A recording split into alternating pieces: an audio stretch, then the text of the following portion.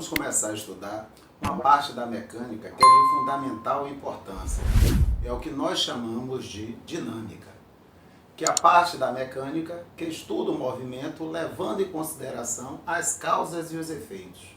Então agora eu quero saber o porquê do movimento e os efeitos desse movimento, ok? E uma ferramenta muito importante que a gente vai ter são as 3 leis de Newton. Isaac Newton foi um cientista que contribuiu para várias áreas do conhecimento. Até a nossa visão da natureza atualmente se deve às contribuições de Isaac Newton. Na física ele contribuiu em várias áreas, tá ok? Ótica, mecânica. Na matemática ele contribuiu com cálculo infinitesimal e até mesmo com o binômio de Newton, que ele elaborou lá pelos seus 22, 23 anos de idade. Okay? Então vamos às leis de Newton.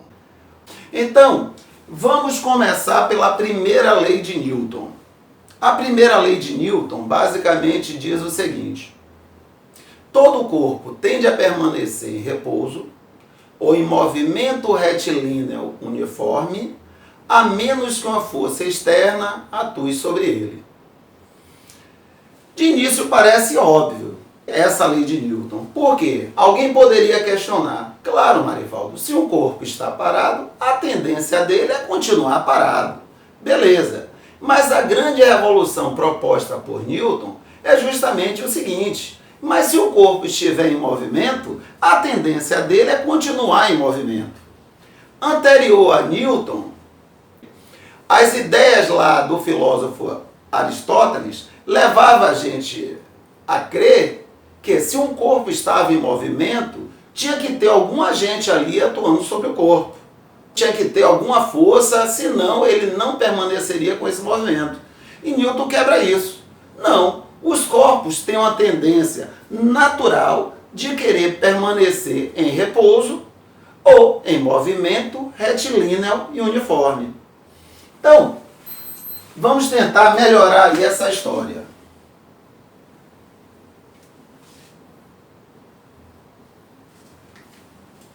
Então, o que é que acontece? Se não tiver força atuando sobre esse corpo, ou se as forças que estão atuando sobre esse corpo se anulam, como é que esse corpo vai estar?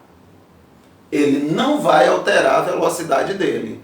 Ou seja, se ele está parado, ele continua parado, porém, se ele estiver em movimento, ele vai continuar em movimento. Agora, qual movimento? Retilíneo e uniforme. Agora vem o questionamento. Marivaldo, como é que ele vai estar em movimento se não tem nenhuma força externa agindo sobre ele? Então, aí entra uma palavrinha que nós conhecemos como inércia. Inclusive, essa primeira lei de Newton também é conhecida como lei da inércia. O que seria essa inércia, Marivaldo? É justamente essa tendência que o corpo tem de permanecer com a mesma velocidade. Estou no ônibus, o ônibus está a 20 km por hora. Então, para mim, tudo acontece como se eu estivesse aqui em terra firme. Então, se eu jogar o piloto para cima, o piloto cai na minha mão. Se eu pular, eu caio exatamente nessa posição. Nada se altera. Agora, por outro lado, se o motorista pisa no freio, meu corpo não quer mudar a velocidade. Então, o que é que acontece? Eu tento manter a mesma velocidade, meu corpo me joga para frente. Por outro lado, se o ônibus está lá a 20 km por hora e o motorista aumenta a velocidade, meu corpo não quer aumentar a velocidade. Eu sinto o meu corpo indo para trás, querendo continuar a 20 km por hora. Então, outra aplicação da lei da inércia no meu dia a dia é justamente quando eu tenho 2 carrinhos de supermercados grudados. O que eu costumo fazer? Seguro um dos carrinhos, empurro os 2 para frente. Quando eu empurro os 2 para frente, eu travo o que eu quero. O outro, por inércia, ele continua o movimento. Repetindo, os 2 estão grudados. Eu jogo os 2 para frente e travo um. Então, O que eu quero está travado na minha mão, fica, e o outro, por inércia, se descola. Resumindo a primeira lei de Newton, se a resultante das forças que atuam sobre o corpo for igual a zero, esse corpo vai estar parado ou com movimento retilíneo e uniforme. Segunda lei de Newton. Também conhecida como princípio fundamental da dinâmica.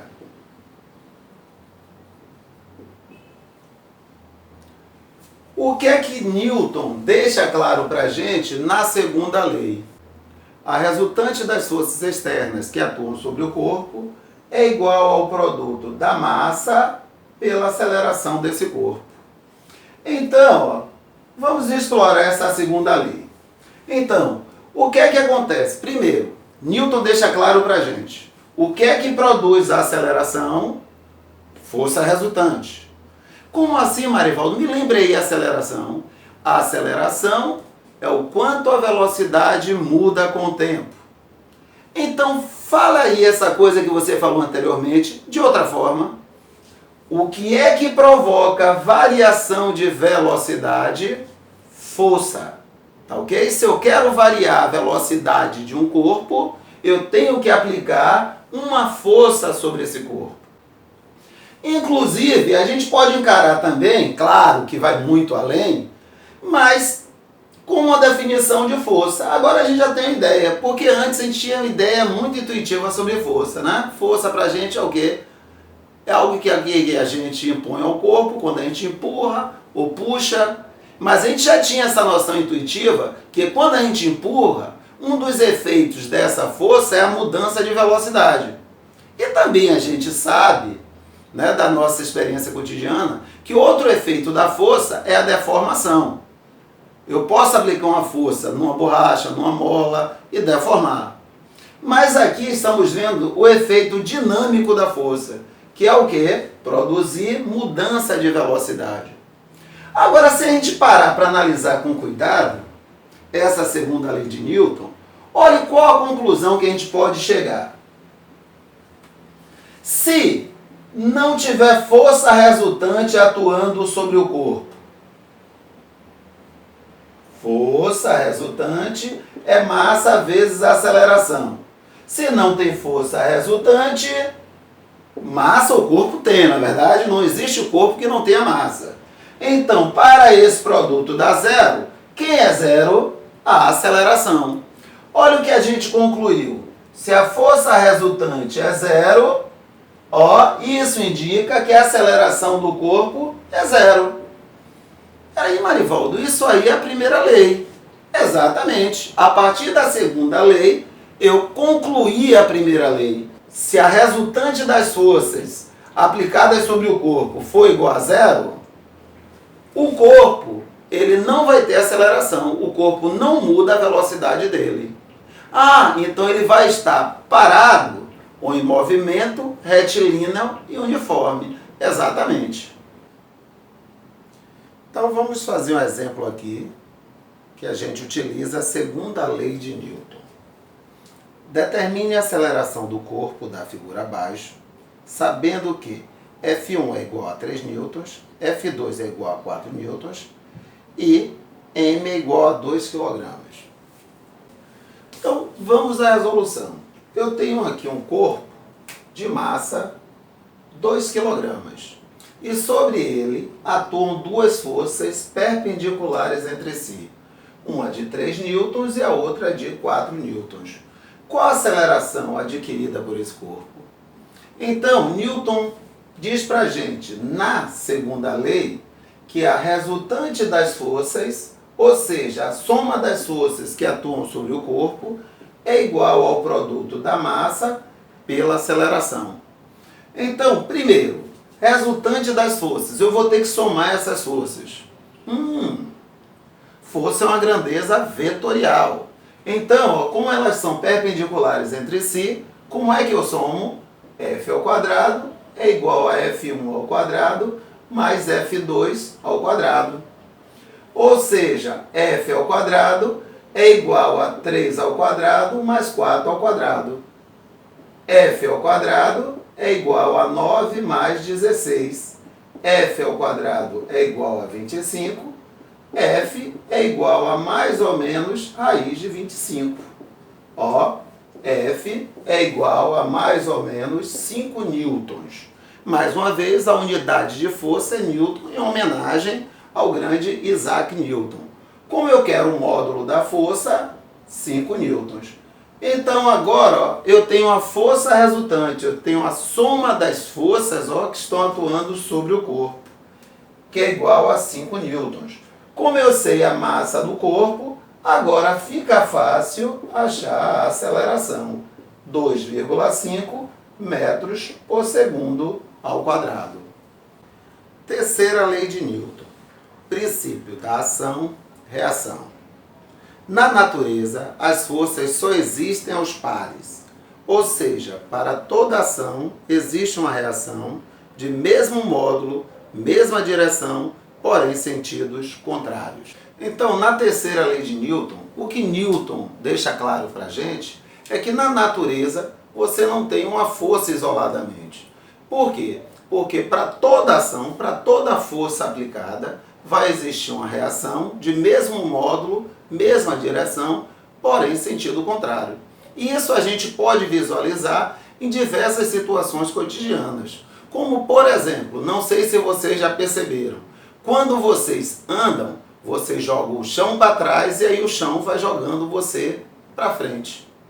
Quando a gente nada, o que é que a gente faz? A gente joga a água para trás e a água vai jogando a gente para frente. Um foguete, por exemplo, ao subir, ele gera uma explosão, jogando uma mistura de ar e combustível para baixo, e essa mistura joga esse foguete para cima. Por exemplo, quando uma pessoa utiliza uma arma, a arma joga a bala para frente e a bala joga a arma para trás. Quanto mais potente a arma, maior o coice. Então são evidências do que Newton diz na sua terceira lei. Agora vamos ver algumas forças que sempre vão estar aparecendo nos problemas que nós vamos resolver daqui para frente. A primeira força que nós vamos ver é a força-peso. Força-peso. O peso de um corpo é a força que a Terra exerce sobre ele, puxando-o para o seu centro. Vamos tentar entender melhor aqui o peso. Existe uma lei de Newton, que é a lei da gravitação, tá ok? Universal de Isaac Newton, que nós vamos estudar mais adiante. Mas eu já vou fazer uso desta lei para que vocês entendam melhor essa força-peso. Essa lei da gravitação basicamente diz o seguinte: Newton, ele fala da atração entre massas. Massa atrai massa. E essa força de atração, ela é diretamente proporcional ao produto dessas massas que estão se atraindo e inversamente proporcional ao quadrado da distância entre elas. Matematicamente, o que Newton disse foi justamente isso aqui. A força de atração gravitacional é igual a uma constante, esse G aí, que é a constante gravitacional, vezes a massa de um corpo, vezes a massa de outro corpo, dividido pela distância entre eles ao quadrado. Tá ok? Então, por exemplo, sempre que eu tento me livrar do planeta Terra, eu pulo, o que é que ele faz? Ele me puxa de volta. E qual é a força que ele exerce sobre mim? E essa força não cessa. Essa força é o que nós chamamos de peso. Como é que eu calculo? A constante gravitacional, que é 6,7 vezes 10 a menos 11 aproximadamente, a massa da Terra vezes a minha massa, dividido pela distância ao quadrado. Mas Marivaldo, que distância é essa? O próprio Newton demonstrou que se você tem um corpo esférico, tudo funciona como se a massa dele estivesse toda concentrada no centro dele. Então, é como se o centro da Terra estivesse me atraindo para ele. Então, qual a minha distância até o centro da Terra? O raio da Terra. Então, vamos parar e pensar aqui. Ô Marivaldo, eu conheço algumas coisas dessa equação aí. Algumas grandezas aí, ó, elas são constantes. Ou seja, ó, essa força de atração, a partir de agora vamos chamar de peso. Esse G eu já falei que é uma constante. M1 é a massa que está me atraindo. No caso, é a massa da Terra. M2 é a minha massa. É a massa do corpo. E se eu estou na superfície da Terra, o próximo da superfície da Terra, essa distância até o centro vai ser o raio da Terra. Então, observe que essa quantidade aqui, ó, é uma quantidade constante. Constante gravitacional, massa da Terra, raio da Terra. E eu fiz essa continha. No caso da Terra, essa quantidade aqui é o que nós chamamos de G e vai dar, dê uma olhadinha aí nas continhas, 9,81 metro por segundo ao quadrado. E essa quantidade é o que nós chamamos de aceleração da gravidade, ou aceleração gravitacional. Qual o significado dela, Marivaldo? Se eu abandonar um corpo próximo à superfície da Terra, ele vai cair acelerado com a aceleração que é G, 9,81 metros por segundo ao quadrado. O que significa isso, Marivaldo? Que próximo da superfície da Terra, um corpo abandonado, a velocidade dele vai aumentar de 9,81 metros por segundo a cada segundo. A seguir, eu mostro essa continha aí para a Lua, onde eu tenho a constante gravitacional, a massa da Lua e o raio da Lua. Então eu chego à conclusão que a aceleração da gravidade na Lua vai ser em torno de 1,6 metros por segundo ao quadrado. Ou seja, a partir de agora, para calcular o módulo da força-peso, eu vou pegar a massa do corpo e multiplicar pela aceleração da gravidade, que a gente vai acabar aproximando, na maioria dos problemas, para 10 metros por segundo ao quadrado. Então agora vocês poderiam fazer um monte de questionamentos. Um deles, Marivaldo, a Terra não é esférica. Então, o G não deve ter esse valor aqui, ó, para qualquer ponto na superfície dela. Ok, isso está correto. Então o valor de G, ele varia ao longo da superfície da Terra. Porém, neste momento, essa variação, para a gente, ela vai ser desprezível. Vamos sempre considerar, na superfície da Terra, ou próximo da superfície da Terra, o G é aproximadamente 10 metros por segundo ao quadrado. Outra informação importante, quer dizer que o peso de um corpo é a força que a Terra exerce sobre esse corpo, puxando para o centro, não é isso? E a gente viu na terceira lei que para toda ação existe uma reação, de mesmo módulo, mesma direção, porém sentido contrário. Então onde está a reação da força-peso? Opa, quem está me puxando não é o centro da Terra? Então a gente puxa o centro da Terra com a força de mesmo módulo, mesma direção, porém sentido contrário. Então vou ter aqui uma força, ó, menos P. Então cabe aqui também uma observação que é justamente o seguinte, a diferença entre massa e peso.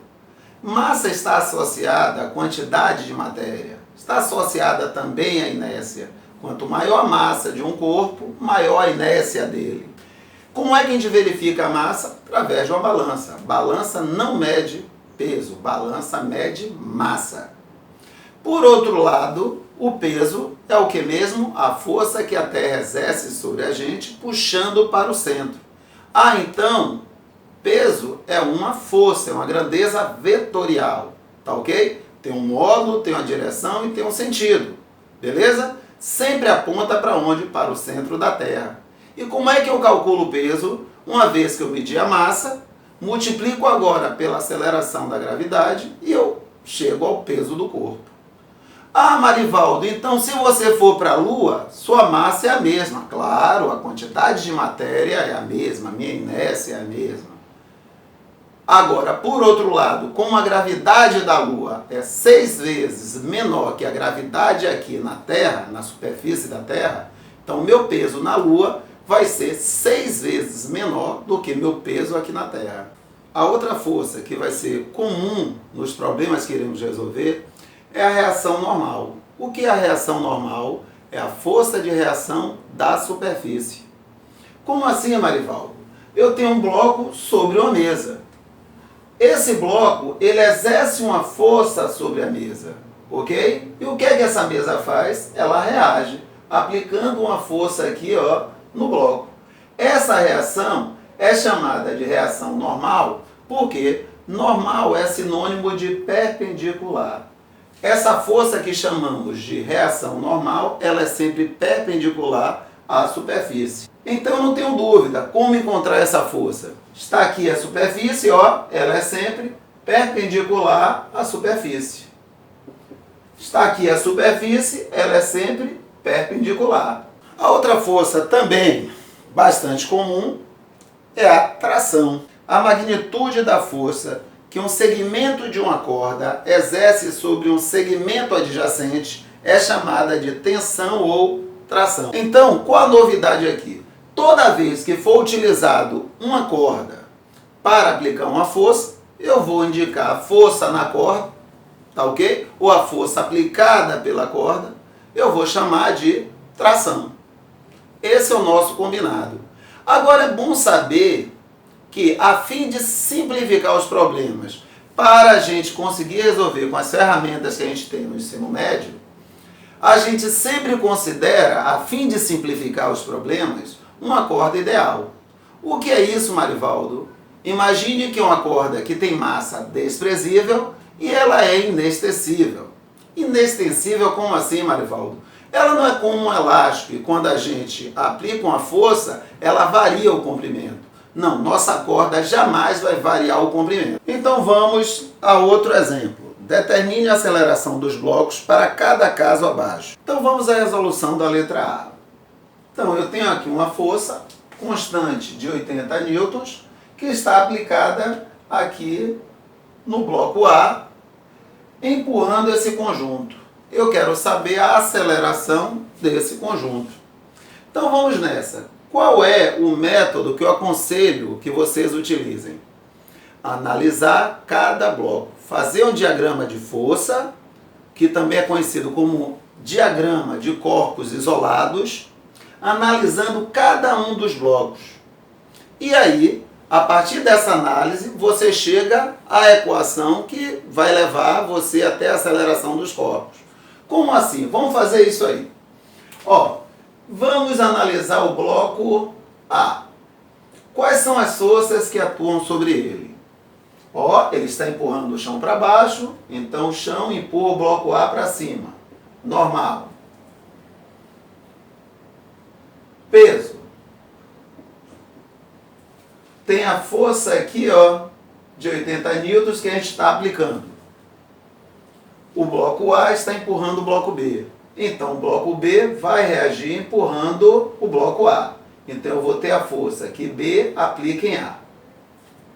Newton me diz que a soma dessas forças aí, ou seja, a força resultante, é igual ao produto da massa do corpo vezes a aceleração. Então vamos nessa. Ó, se eu somar essas duas forças, eu sei que dá zero. Como é que você sabe que dá zero, Marivaldo? Porque observe, se a normal for maior que o peso, esse corpo vai estar subindo. É o caso? Não. Por outro lado, se o peso for maior que a normal, esse bloco está descendo. É o caso? Não. Se esse bloco não vai subir nem vai descer, eu já sei que essas forças se anulam. Eu tenho aqui duas forças de mesma direção em sentidos contrários. Como é que eu somo? Ah, eu subtraio. Beleza. Só que a gente vai fazer um combinado. Quando for subtrair, a gente vai sempre pegar a maior menos a menor. Marivaldo, como é que eu vou saber qual é a maior? Simples. Se esse corpo entrar em movimento, para onde ele vai? Já pensou? Você empurra o corpo e o corpo sai levando você? Isso é impossível, não é? Então, se você empurrou o corpo, você espera que o movimento seja no sentido da força, não é isso? Então, vamos nessa. F deve ser maior que F de B em A. Então, ó, forças de mesma direção nos sentidos contrários, eu subtraio. Então, essa é a força resultante. Essa é a soma de todas as forças. Essa mais essa deu zero, essa mais essa, F menos F de BA. E Newton disse que esse resultado, a força resultante, é igual à massa do corpo vezes a aceleração. Vamos analisar agora o bloco B. Quais são as forças que atuam sobre o bloco B? Ah, você vai ter a força que A aplica em B. Você vai ter a reação normal. Ó, o bloco B empurra o chão para baixo, ó, o chão empurra o bloco B para cima. Vai ter também o peso. Mais alguma força? Não. Esse bloco está subindo ou está descendo? Não. Então essas duas forças devem se anular. Então, o que foi que sobrou? A força que A aplica em B. Então, qual a resultante dessas forças? Qual o resultado da soma dessas forças? A força que A aplica em B. E Newton disse que isso é igual à massa do corpo vezes a aceleração. Então, agora, ó, eu tenho um sistema de equações que eu posso resolver. Vamos nessa? F menos F de B em A é igual a massa de A vezes a aceleração. F de AB é igual a massa de B vezes a aceleração. Se eu somar essas equações, menos F de B em A mais F de AB dá zero. Por quê? Corresponde a um par ação-reação. Ou seja, tem mesmo módulo, mesma direção, porém sentidos contrários. Como o módulo é o mesmo, ó, F de BA menos F de BA mais F de AB dá zero. Então sobrou aqui F e do lado de cá, massa de A vezes aceleração mais massa de B vezes aceleração, massa de A mais massa de B vezes a aceleração. Então, problema resolvido. Eu sei a força, 80 newtons. Eu sei a massa de A e a massa de B. Então, posso achar a aceleração. A aceleração vai ser 80 dividido por 5, que vai dar 16 metros por segundo ao quadrado. Ele não pediu, mas tem como eu saber a força que A aplica em B? Tem. Se eu fiz a análise, ó, dos blocos, eu tenho as equações aqui que eu preciso, ó, nas minhas mãos. Então, ó, a força que A aplica em B é a massa de B vezes a aceleração. Então, a força que A aplica em B vai ser, qual a massa de B? 2 kg. Qual a aceleração? 16 metros por segundo ao quadrado. Então, a força que A aplica em B vai ser de 32 newtons. Sim, Marivaldo. E se ele pedisse a força que B aplica em A? Eu tenho que usar essa equação? Não. Eu sei que o módulo é o mesmo. Tá ok? Se a força que A aplicou em B foi de 32 newtons, a força que B aplicou em A também foi de 32 newtons. Agora, um questionamento importante. Se essas forças têm o mesmo módulo, a mesma direção, porém em sentidos contrários, então, quando eu somar, essas forças vão se anular, não é isso? Não, jamais. Um par ação e reação jamais se anulam, porque eles sempre se encontram em corpos diferentes. A força que B aplica em A está aplicada no bloco A. A força que A aplica em B está aplicada no bloco B. Jamais uma força que está aplicada no bloco A vai anular uma força aplicada no bloco B. Ok? Outra informação importante. Normal e peso, ó, tem mesmo módulo, mesma direção, sentidos contrários. É um par ação-reação? Opa, não! Um dos motivos ó, estão aplicados no mesmo corpo. Então não pode ser um par ação-reação. Outro motivo, a reação da força-peso se encontra no centro da Terra. A reação da normal é a força que o bloco aplicou na superfície. Então está na superfície. Vamos ao segundo exemplo. Mais uma vez, vamos começar fazendo o diagrama de forças. Então, bloco A. Quais são as forças que atuam sobre ele? Normal. Ó, ele empurra o chão para baixo, o chão vai empurrar para cima. Peso. O bloco B está puxando o bloco A. Então tem a força que B aplica em A. Mas foi através de uma corda. Ah, qual o nosso combinado? Vamos chamar de tração ou tensão. Então, ok. Tem mais alguma força, Marivaldo? Não. Vamos somar essas forças? Esse cara vai subir ou vai descer? Não. Então essas forças se anulam. Ah, então só sobrou a tração. Então a tração é a força resultante. Então a tração é igual a massa vezes a aceleração. O bloco B, quais são as forças que atuam sobre ele? Vamos nessa. Normal. Peso. Ó, a força F. Terceira lei de Newton. Se B puxa o corpo A com a força T, o A vai puxar o corpo B com a força, ó, T. De mesmo módulo, mesma direção, porém sentido contrário. Se ele não vai subir nem vai descer, essas forças devem se anular.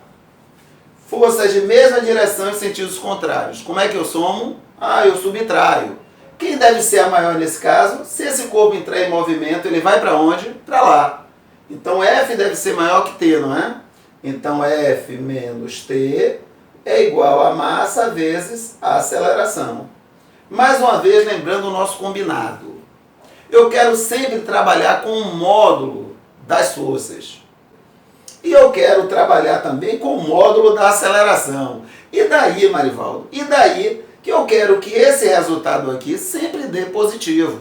É conveniente para mim. Então, a gente sempre vai se preocupar em pegar, se eu vou ter que subtrair as forças, eu vou pegar a maior menos a menor. Próximo passo, somar as equações. T é igual a massa de A vezes a aceleração. F menos T é igual a massa de B vezes a aceleração. Somando as equações, F é igual a massa de A mais massa de B vezes a aceleração. Eu tenho o valor da força? Tenho. Tenho a massa de A, tenho a massa de B, posso encontrar a aceleração. 100 dividido por 10, que vai dar 10 metros por segundo ao quadrado. Não foi pedido. Mas se eu quiser achar a tração, ó, basta utilizar esta equação aqui. Tração, massa de A, vezes a aceleração. Tração, qual a massa de A? 6 quilos. Qual a aceleração? 10. Então a tração vai ser de 60 newtons.